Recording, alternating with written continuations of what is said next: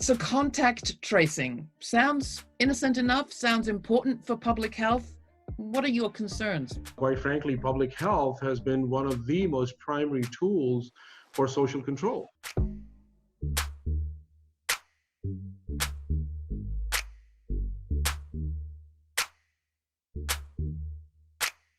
So public health has always been central to the policing of our bodies, central to that who has access, who does not, who can be admitted in society or not. So I think contact tracing in this context, we need to look at it that how that has been used very effectively to demonize communities as well, how that contact tracing has historically been weaponized and then used as a process to pathologize, to demonize. I mean, right now, what we are looking, the tragedy, what we are looking unfold is the immense disproportionate impact of COVID on the Black community.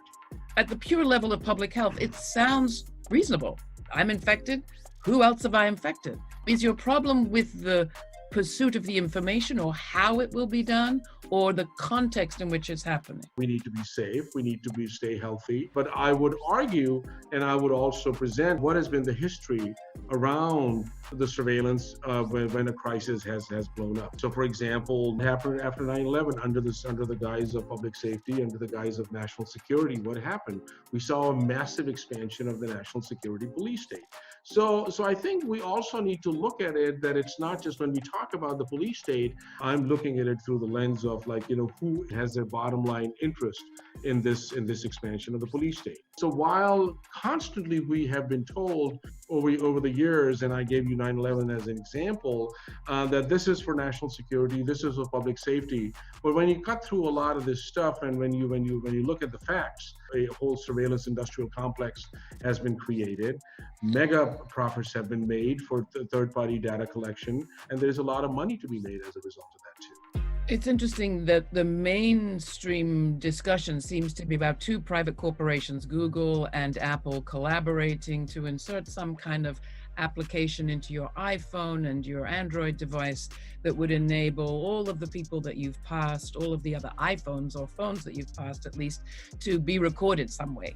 The contrasting approach seems to be coming from people like Paul Farmer and Partners in Health in the Boston area with long experience working with Ebola and other diseases, communicable diseases in Haiti, for example, where they say that the best contact tracing is human to human, has to do with people knowing each other, connecting with each other, and passing information. Some of it could be helpful. What do you think it will take for us as a society perhaps to go one direction rather than the other? Growing up in Pakistan and growing up around tuberculosis eradication themes and all of that, we didn't have any cell phones or technologies. This was a mass community education program. Eradication of all of these things in different parts of the world have been happening for the longest time, and diseases and infectious diseases have been spreading for the longest time as well.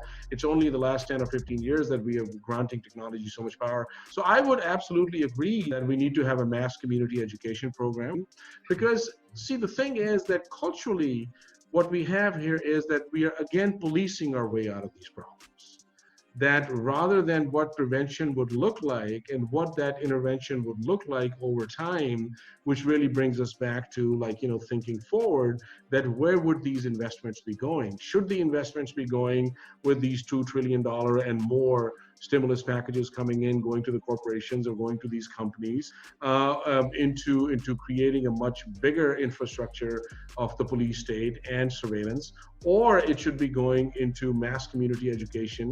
Should the investments be going into access to healthcare? How many more bailouts would we need? How many more state interventions would we need? So I think this is a major indictment again and again of capitalism that we continue to see. But of course, this is something that we have to continue to fight back.